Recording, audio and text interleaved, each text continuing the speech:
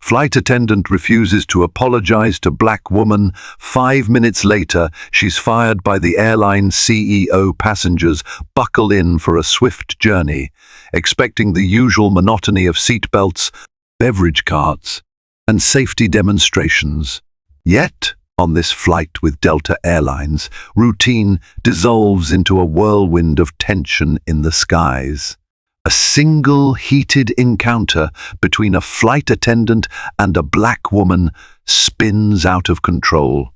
In mere minutes, entire destinies hang in the balance. Power, pride, and prejudice collide at 35,000 feet. Before the plane even touches down, the incident sends shockwaves through social media and reaches the ears of the airline CEO. What happens next is a lesson in karma, accountability, and humility. The early morning sun casts shards of light through the terminal's glass facade at Hartsfield-Jackson Atlanta International Airport. Endless lines of anxious passengers wove through the security checkpoints like streams converging into a single river. For many, it was just another day of traveling for business or pleasure. Familiar voices over the intercom announced flights, gate changes, and last calls. Among the hum of voices stood Malika Reynolds. She was a poised, confident black woman in her mid-30s. She wore a simple yet stylish business suit and carried a laptop bag, an overcoat draped over her arm. Her eyes flickered from her phone screen, showing an email about an important meeting in Los Angeles to the gate agent scanning boarding passes at the entrance to Gate B23. Malika felt a flutter of nerves in her stomach. She had a major contract negotiation waiting for her in LA. The stakes were high, her presence crucial. The very idea of losing out on this deal was not an option. She stepped up to the gate agent, offered her boarding pass with a polite smile, and glided onto the jet bridge leading into Delta Airlines Flight 2871. The cabin smelled of freshly vacuumed carpets and that elusive, crisp airline air. Passengers searched for their seats and stuffed their belongings into overhead bins. Directing traffic in the aisle was a tall flight attendant with chestnut-brown hair pulled into a neat bun, Jennifer Grant. She wore a bright red Delta scarf pinned around her neck with a classic logo brooch, and her uniform was neatly pressed. An eager smile, perhaps too bright, flashed at passengers as she guided them. "Welcome aboard," she said, repeating the greeting like clockwork. Despite the polite greeting, there was something about Jennifer's eyes that hinted at impatience. Malika offered a soft good morning in return, scanning the overhead bins for space. She spotted a free section just above her row, slid her carry-on, and settled into seat 14B. She was relieved to find that the seat next to her was still empty, which meant she could review her notes with relative ease. This flight was not just about traveling from point A to point B, it was about preparing for a life-changing meeting. A few rows ahead, an older gentleman wearing a bright Hawaiian shirt coughed persistently. Jennifer approached him with the same mechanical smile. "Sir, if you need anything for your cough, we have water on request," she said. The man mumbled a gruff "thanks," clearly annoyed. Jennifer moved on, checking seat belts, stowing loose bags, ensuring trays were upright.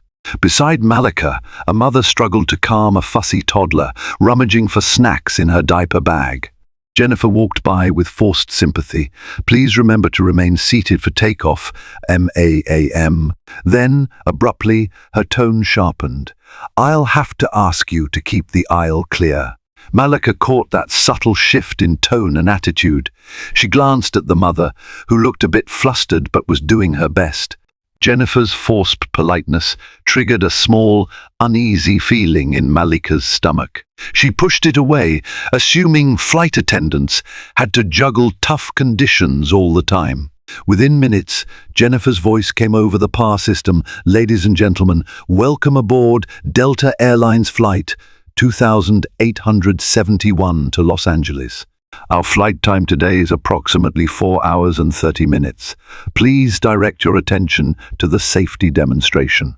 As the cabin lights dimmed slightly, Malika put her phone in airplane mode, her mind already shifting gears to the upcoming meeting. She had no idea the flight itself would prove to be the most dramatic event of her day one that would ripple through social media, the airline's corporate offices, and even the ears of the CEO. The plane taxied and soon lifted into a gloriously clear Atlanta sky. Malika peered out the window, mentally rehearsing her negotiation points. Her focus was broken only when Jennifer's voice resounded over the intercom, offering beverages and snacks. Shortly after, Jennifer and her colleague, a younger flight attendant named Louis, rolled the cart down the aisle, dispensing small packets of pretzels, peanuts, and assorted drinks. When they reached Malika's row, Louis gave a warm smile. "Good morning, what can I get for you?" "Just a sparkling water, please," Malika responded. Jennifer, busy handing a bag of peanuts to the passenger in front of Malika, turned at the sound of Malika's voice. There was a moment's hesitation before she placed a can of sparkling water on Malika's tray, without a word or a smile. Malika, not thinking much of it, whispered a quick thank you. As the cart rolled on, Malika sipped her drink and opened her laptop, reviewing her slides.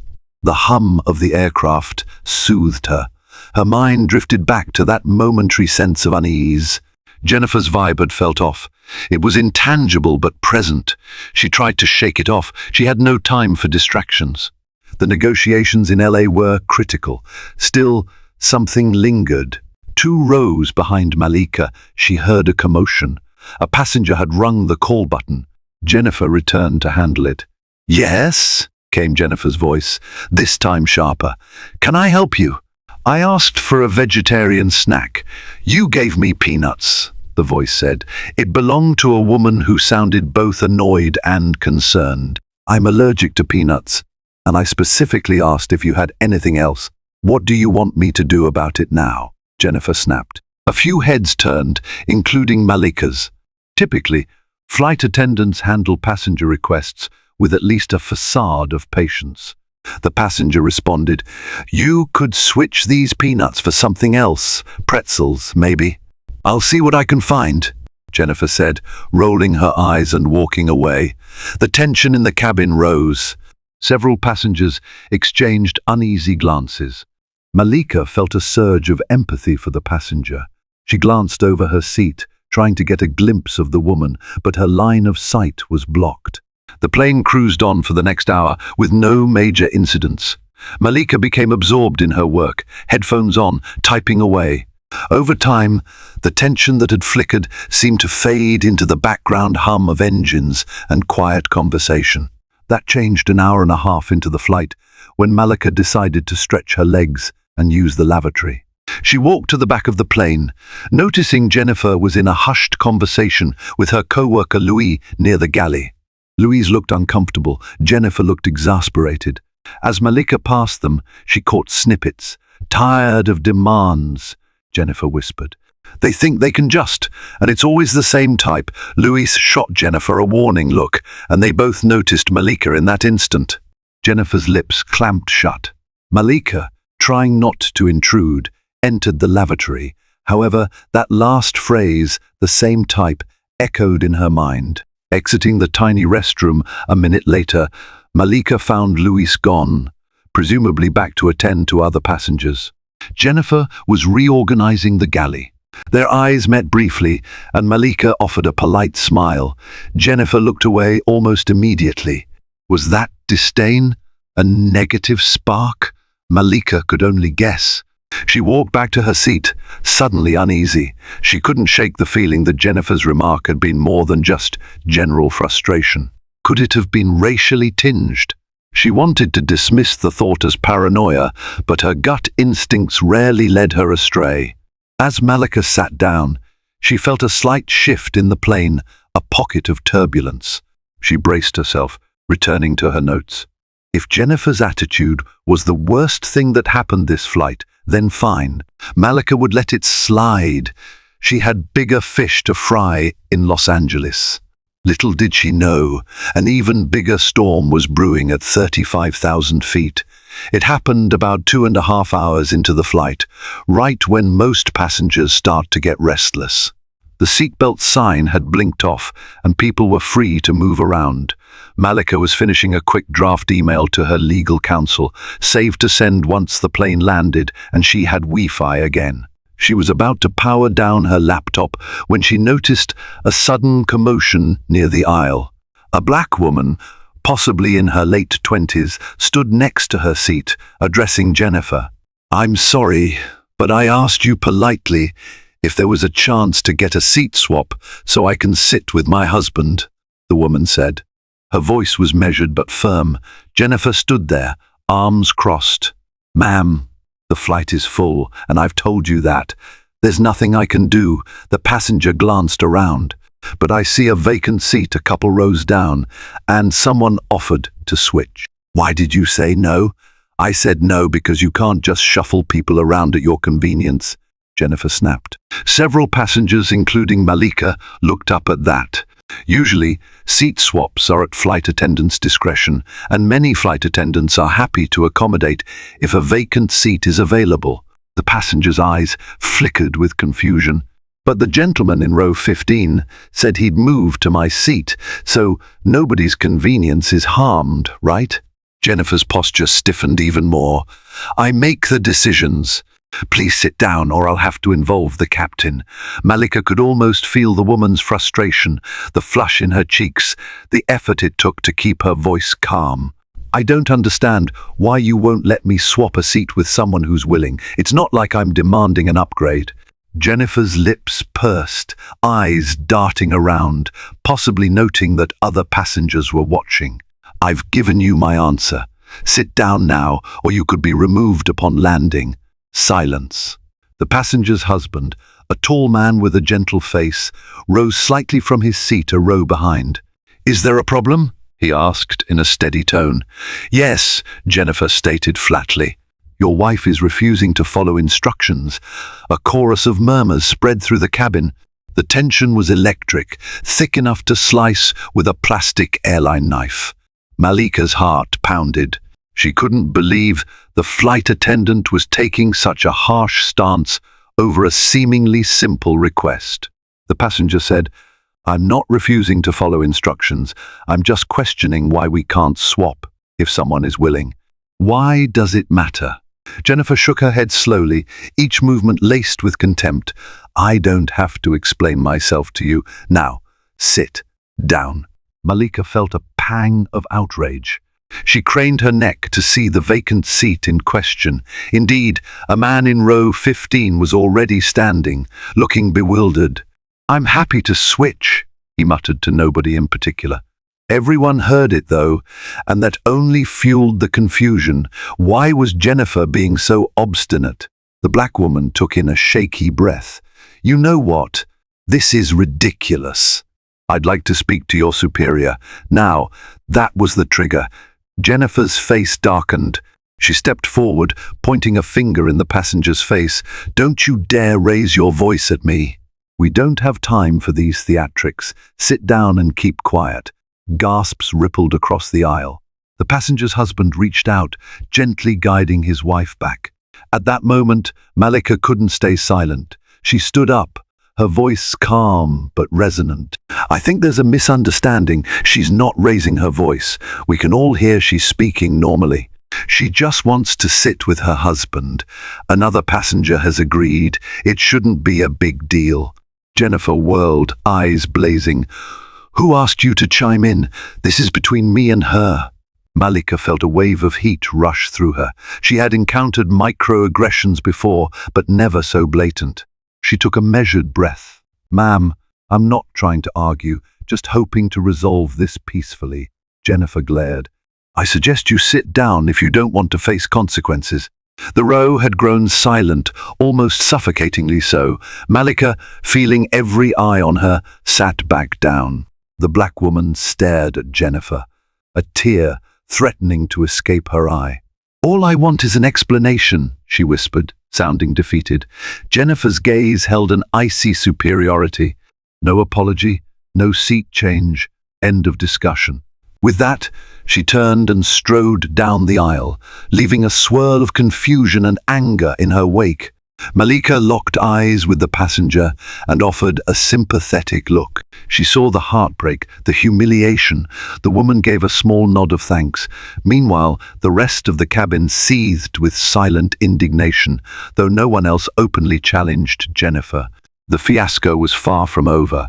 When Jennifer retreated to the front galley, the passenger her name, Malika later learned, was Tiana, slumped into the seat she originally occupied. Her husband patted her arm. "Don't let it get to you," he murmured. "We'll deal with it after we land." Malika's emotions were all over the place. She wanted to stand up for Tiana more forcefully, but also worried about escalation. Passengers had been removed from flights for lesser incidents. For all Malika knew, Jennifer might indeed call security or, worse, claim Tiana or Malika were causing a disturbance. The last thing Malika needed was to be forcibly removed just hours before her crucial business meeting. But the injustice seared a hole in her chest. A few of the surrounding passengers tried to comfort Tiana, passing along kind words or offering statements like, "That didn't seem right." The man in row 15 shook his head in frustration. "I can't believe they won't let you switch." Quiet outrage simmered. Malika decided to speak to Louis, the other flight attendant, to see if he could help. She made her way toward the galley, where Louis was dispensing cups of water to a teenage boy with braces. When the boy left, Malika took a small step forward, carefully keeping her voice low. "Hey, excuse me, Louis." He looked up, his features taut, as though he anticipated conflict. "Yes, ma'am? I was wondering if there's a manager or lead flight attendant on board to address a situation. Tiana, a passenger near me, wanted to switch seats so she could sit with her husband." Another passenger agreed to the swap, but Jennifer refused. The way she handled Tiana seemed uncalled for. Louis exhaled slowly. "I understand your concern, ma'am. Jennifer is actually the lead flight attendant on this flight, and he paused, glancing over his shoulder to ensure Jennifer wasn't listening. "I can't override her instructions. I'm sorry. Is there anyone else we could speak to?" "Not on board. You can file a complaint after landing," Louis replied, his voice tinged with genuine regret. He cast a nervous glance toward the cockpit. "Or you could try speaking to the captain when we disembark, but usually these things go through formal channels." Malika nodded, frustration building. "Thanks for your help anyway." Louis offered a half smile, clearly torn.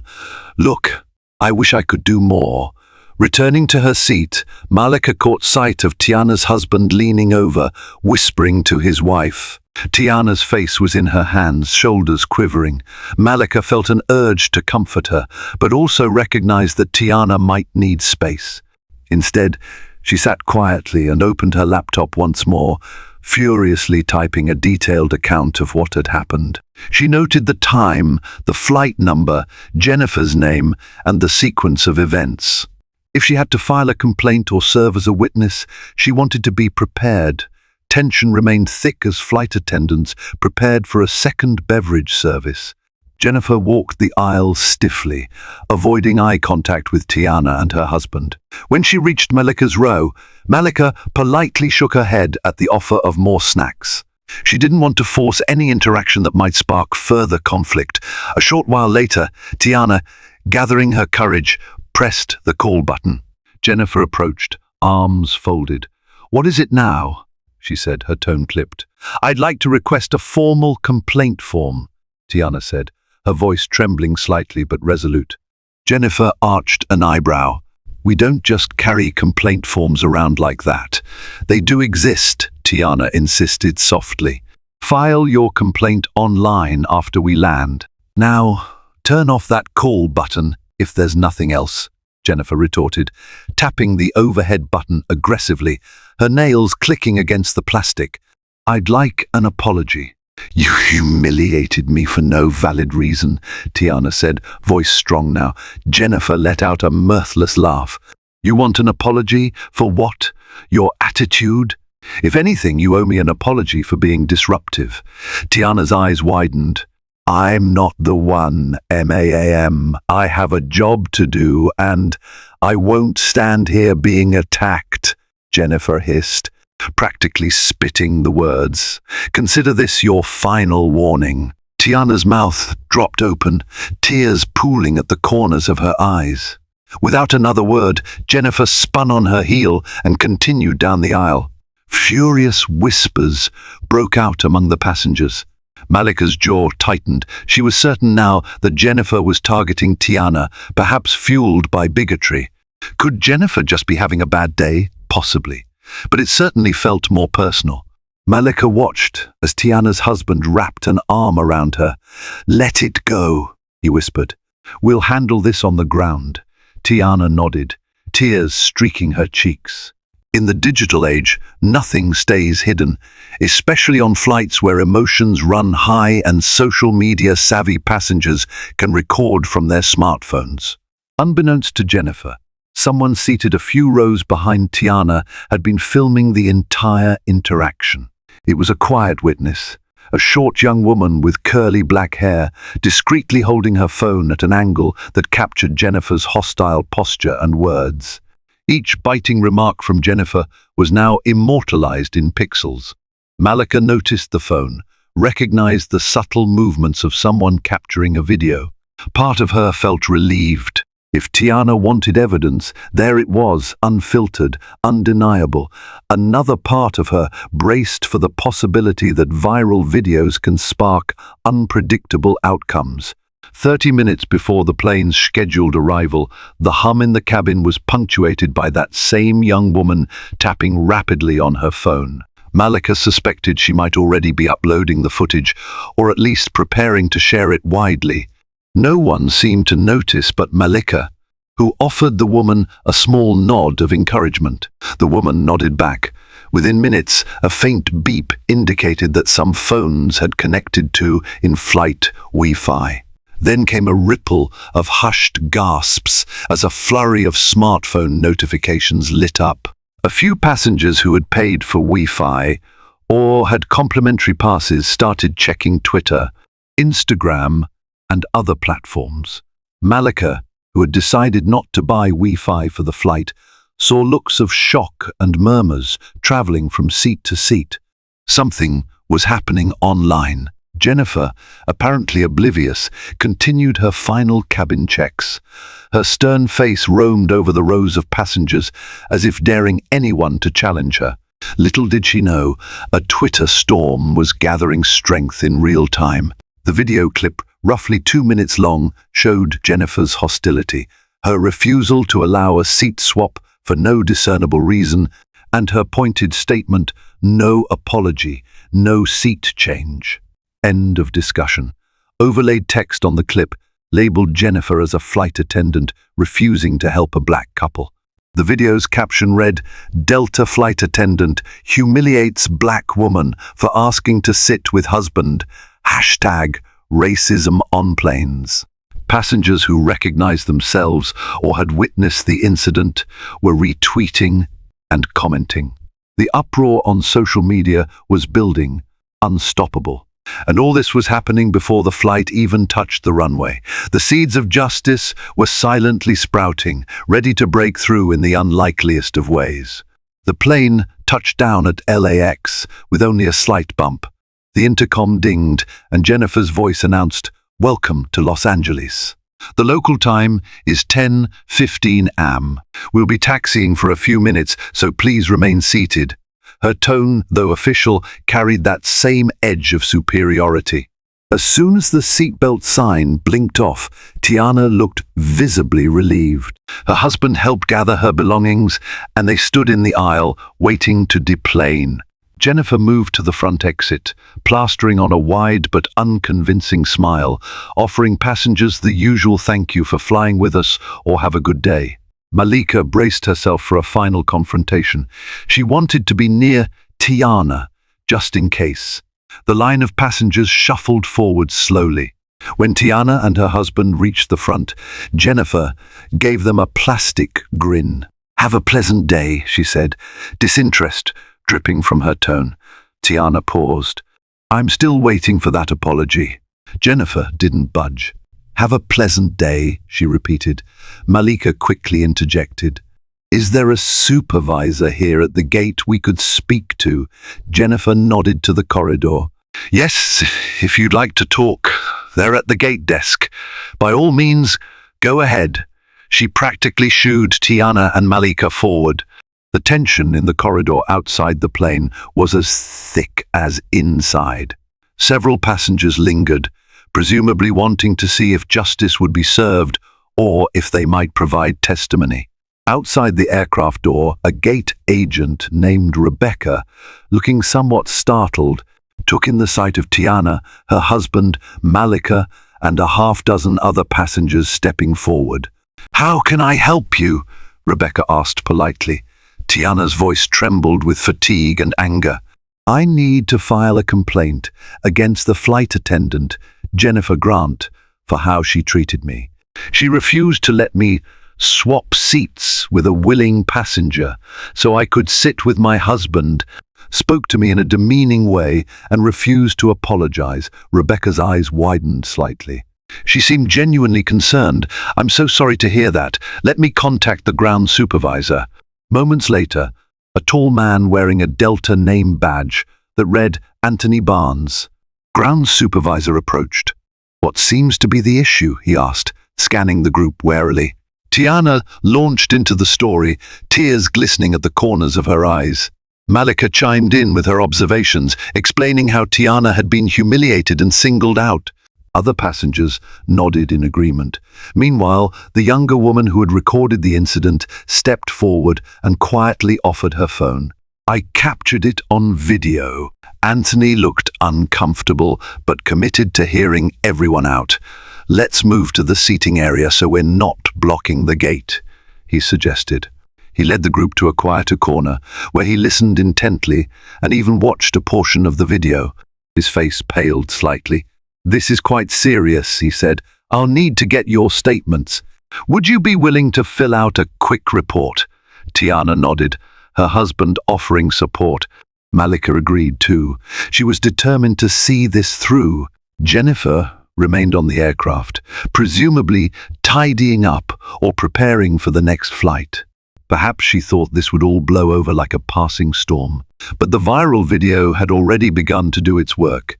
In the time it took Tiana, Malika, and the others to fill out the official Delta incident forms, the world of social media had exploded. The video racked up tens of thousands of views, quickly leaping to hundreds of thousands. Prominent activists, journalists, and travelers retweeted it, demanding answers. This is unacceptable, read one post. Another exclaimed, Delta, do something about your racist flight attendant. Unaware that a social media hurricane was brewing, Anthony Barnes returned, looking troubled. Thank you all for your statements, he said. We will escalate this. Can I have your contact details? Tiana and Malika provided their information. Other passengers did the same, each person more than willing to cooperate. Anthony promised, we take these matters seriously. As the group dispersed, Tiana's husband squeezed her hand. Let's get our luggage, he said softly. Malika hugged Tiana briefly, whispering words of encouragement. Don't let this go, she said. If you need me, call. I'll stand with you. Then Malika rushed off to her own obligations. She was running late for her negotiation meeting, but her heart felt lighter for having done the right thing. Still, a nagging feeling told her this story was just beginning. 20 minutes later, word reached Delta's central operations. An internal alert flagged the viral video. The phone lines lit up as outraged viewers demanded an immediate response. The Public Relations Department scrambled to craft a statement. Meanwhile, the senior leadership was looped into the fiasco, each executive more alarmed than the last. Negative PR was something no major airline could afford, especially in the era of instantaneous social media backlash. The same footage landed on the desk of Delta's CEO, Ed Bastian, within the hour. He watched, mouth set in a grim line, as Jennifer's words replayed, "No apology, no seat change. End of discussion." The expression on Tiana's face when she asked for that simplest of respects, a seat swap, and then an apology stabbed at Ed. He prided himself on a brand built around excellent customer service and inclusivity.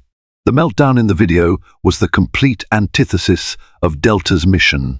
Ed pressed the intercom on his desk. "Get me the head of HR, the director of in-flight services, and legal counsel. Now." The clock read 11:30 am local time in Atlanta, but it didn't matter. This was an emergency, and it needed immediate containment. Legal counsel pored over the potential liabilities, while the PR team scrambled to draft a public apology, promising a swift and thorough investigation. Ed Bastian wasn't known for knee-jerk reactions. He was generally methodical and fair. But the footage was so damning, and the outcry so intense, that he felt compelled to make a decisive move. "I won't tolerate this," he muttered under his breath, rewriting the public statement in real time. In the back of his mind, he could already foresee the possibility that Jennifer might lose her job. Malika had barely arrived at her business meeting in downtown Los Angeles when her phone began buzzing incessantly. She was sitting in a conference room, reviewing documents with her legal counsel and the client, trying to maintain composure while ignoring the flurry of notifications, when a text from an unknown number appeared with the words, "Hi, this is Tiana. Are you free to talk?" Malika excused herself. Stepping outside into a hallway, she dialed Tiana back. "Are you okay?" Malika asked. Tiana's voice was still shaky, though tinged with a hint of amazement. I'm all right.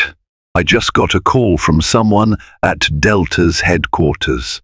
They said the CEO personally wants to apologize to me. They also said they're looking into immediate action against Jennifer."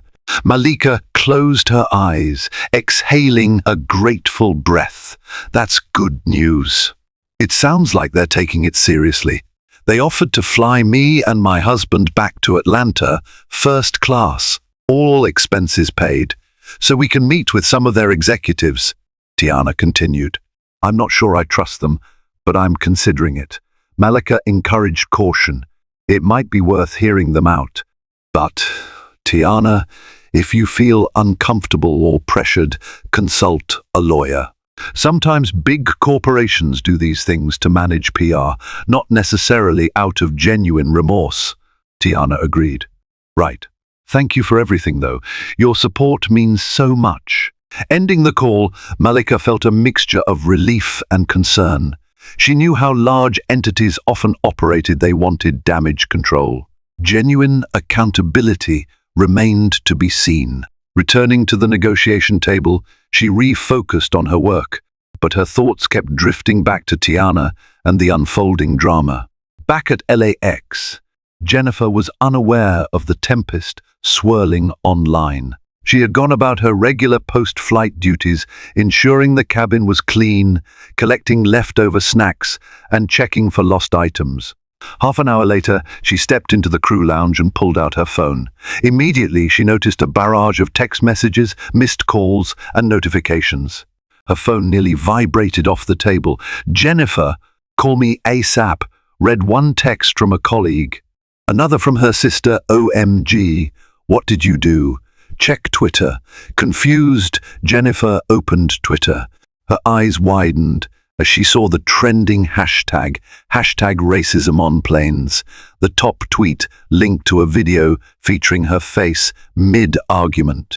Her words were loud and clear, her contempt unmistakable. The retweets and comments scrolled endlessly. Her stomach dropped. "This can't be happening," she whispered. Panic rose in her like a storm surge. She dialed her manager's number. No answer. Then she dialed the union rep voicemail. She began to pace, heart hammering, face flushing with a mix of embarrassment and anger. By the time her manager, Sarah Whitfield, finally called back, Jennifer was on the verge of tears. "Sarah, what's going on?" Sarah's tone was tense. "Jennifer, where are you right now?" "I'm still at LAX." "Why?" "Don't board any more flights. You're being pulled from service immediately." Jennifer felt as though the ground had dropped from beneath her feet. "But HR wants a meeting, Jennifer. This has escalated beyond me. There's a video, and it's gone viral. The CEO is involved."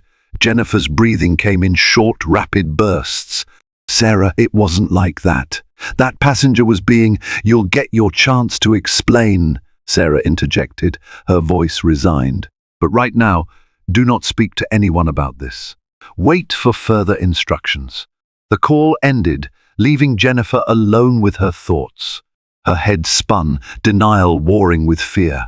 She still felt she had done nothing wrong, but the video told a different story to the public. She looked around at the other flight crew members passing through the lounge, some whispering, others glancing in her direction. She felt as if she was standing in the middle of a storm, bombarded from all sides. A day later, Tiana and her husband arrived in Atlanta, courtesy of Delta's first-class tickets, lodging, and an offer to discuss the matter with top-level executives. Tiana was determined to keep her guard up. The airline had set up a private meeting space at their headquarters near Hartsfield-Jackson International Airport. Ed Bastian himself greeted them, flanked by the head of customer relations, the director of in-flight services, and the head of corporate communications. Ed shook Tiana's hand with a solemn nod. "I'm deeply sorry for what happened on our flight. Thank you for coming." Tiana's jaw tightened. "I appreciate your apology, but I'd like to know what steps you're taking to address this." Ed's gaze didn't waver. "We're taking this very seriously. Miss Grant has been suspended pending a formal investigation. I've also personally reviewed the video multiple times. What I saw was disturbing, and it doesn't align with our values." Tiana's husband chimed in. "We want a guarantee that no one else will experience this verbal harassment, disrespect, or racism from a Delta employee."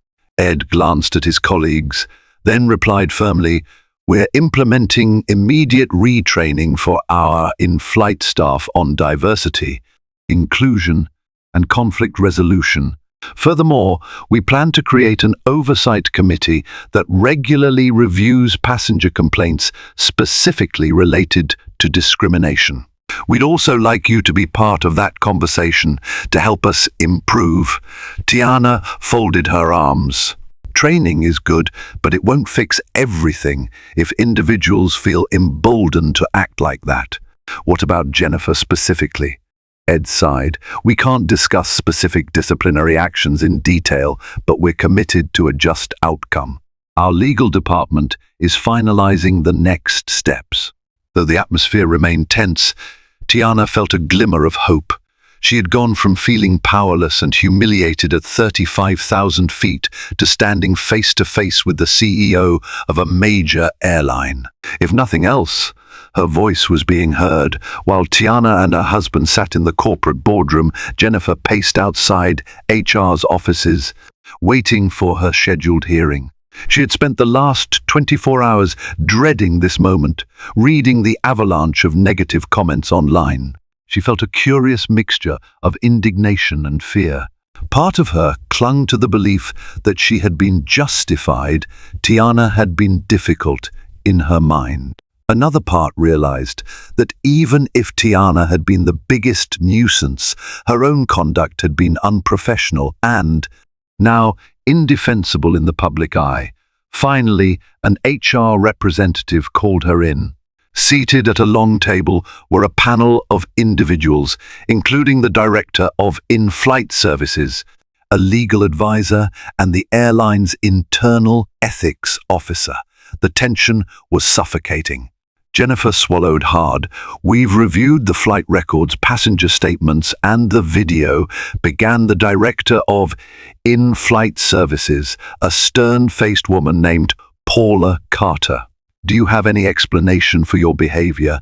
Jennifer shifted uncomfortably. She was making demands, refusing to accept my authority. I was following policy. We can't have multiple seat changes mid-flight. It's chaotic and can cause safety issues. Paula frowned. We have statements from other passengers who say you were outright hostile, even before the seat swap request. One even witnessed you making comments to another flight attendant in the galley, saying you're tired of them, which was interpreted as referencing a specific group. Jennifer's cheeks burned. That was taken out of context. The HR rep interjected, "Jennifer, let's be clear, the airline has a strict policy against discrimination. The statements and the video suggest you targeted Tiana with unnecessary hostility, and you refused to apologize when asked. There's also evidence you escalated the situation by threatening consequences rather than trying to de-escalate. This goes against your training and code of conduct." Tears stung Jennifer's eyes. "I never meant for it to be racist," she murmured. "Maybe I was just having a bad day dealing with a lot of stress." The HR rep's expression softened, but her voice remained firm. "Regardless, the result is that a passenger felt racially targeted and humiliated. Our brand is suffering severe backlash, and we must address it." Jennifer felt her world crumble. She recalled a lifetime of training sessions about treating all passengers equally, the emphasis on politeness and customer care. She had violated those principles spectacularly, and the entire internet now knew it. She tried to muster some defense. "I'd like to keep my job. I'll do whatever it takes," she pleaded. Paula Carter spoke quietly. "The decision is pending final approval, but at this juncture, we're recommending termination for cause." Jennifer's heart pounded in her ears. She was on the brink of losing the career she had built over the years. Could it be over just like that? Ed Bastian wrapped up his meeting with Tiana and her husband. After handshakes and a promise of further discussions, he stepped into the corridor. A special assistant approached, whispering in his ear about the HR hearing outcome. Ed's expression was grim but resolute. "Thank you," he said curtly, striding to his corner office. He felt the full weight of a decision that was both legally and ethically necessary. Meanwhile, in the HR office, Jennifer sat in a small waiting room outside the hearing chamber, her heart hammering. She knew the recommendation was termination. She clung to a slim hope that maybe there would be a last-minute reprieve, a lesser punishment, a second chance. 5 minutes ticked by, each second feeling like an eternity. Then the door opened and Paula Carter stepped out. She approached Jennifer, expression unreadable. "Jennifer, sorry," she began. "The CEO has approved the recommendation. You're terminated, effective immediately." Jennifer stared at her, uncomprehending. "The CEO personally fired me," Paula nodded. "This incident reached the highest level of the company. Mr. Bastian was involved in the final decision. You'll receive official documentation and details about severance and benefits. But you are no longer employed by Delta Airlines." Jennifer's chest felt tight, as though she were drowning. She tried to speak, but no words came. The gravity of the situation sank in like a lead weight. Jobless, publicly disgraced, the cause of a viral scandal. She felt tears sting her eyes, but she bit them back, too shocked to cry. Tiana and her husband returned home, emotionally spent. The entire experience from humiliation to meeting with the CEO felt surreal. Though heartened by the swift action, Tiana still carried the emotional scars. She wrote a long blog post about the incident, detailing every moment, from the moment she'd asked for a seat swap to her final meeting in Atlanta. She emphasized how important it was to stand up for oneself, and how each and every witness who spoke up made a difference. Malika, halfway across the city, received the news through an online article, Delta flight attendant fired after refusing apology to black passenger. The piece was trending across multiple platforms. She felt a swirl of relief and sorrow. No one genuinely wants another person to lose their livelihood, but actions do have consequences. She picked up her phone and sent Tiana a quick text. Saw the news. Hope you're holding up okay. Proud of you for standing strong. Tiana replied within minutes. It's been a whirlwind. Thank you for everything. Stay in touch. The story reverberated throughout the airline industry. Many flight attendants and pilots in other airlines circulated it as a cautionary tale. We must remain professional at all times. For passengers, it was a testament to the power of technology and collective advocacy. One viral video, plus a handful of courageous voices, had resulted in sweeping change. As for Jennifer, her life took a steep downward turn. In the days that followed, she found herself the target of internet ire. Her face was plastered on articles labeling her as a symbol of racial bias. She tried disabling her social media accounts, but continued to receive harassing emails and texts. Even friends who once admired her began keeping their distance, unsure how to navigate the scandal. Unemployment was immediate and humiliating. No references, no severance beyond the bare legal minimum. She applied for new positions, but the second potential employers Googled her name, they found the infamous video. She faced repeated rejections. Friends suggested she move, change her name, start fresh somewhere else. The notion felt both desperate and increasingly plausible. The hardest blow came one afternoon when she saw a viral follow-up post. Tiana had posted a heartfelt message talking about the power of empathy and humility. Though Tiana never mentioned Jennifer by name in that post, Jennifer recognized herself in the subtext. She saw references to "some people learn too late that cruelty boomerangs back." Her chest constricted. The words stung more than the wave of hateful comments because Tiana's tone wasn't hateful at all. It was disappointed, sorrowful. That, Jennifer realized, hurt the most. Weeks turned into months. Tiana and her husband focused on healing from the trauma. They took a brief vacation, compliments of Delta's attempts to rectify the situation. Tiana didn't mind the gesture, though she understood it for what it was: corporate penance. Meanwhile, Malika finalized her big contract in Los Angeles, the deal going smoother than she ever expected. After everything she witnessed on the plane, she found it oddly reassuring to see justice played out so swiftly. Delta Airlines rolled out new training programs. Ed Bastian publicly declared a zero-tolerance policy for discriminatory behavior. Across social media, the conversation sparked by Tiana's viral video continued, highlighting issues of race, service, and the importance of speaking up. The airline offered Tiana a symbolic seat on a new passenger advisory board, though she was still considering whether she wanted that responsibility.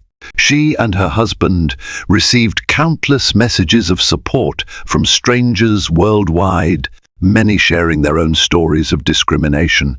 Jennifer, at home, wrestled with her conscience. She had done wrong.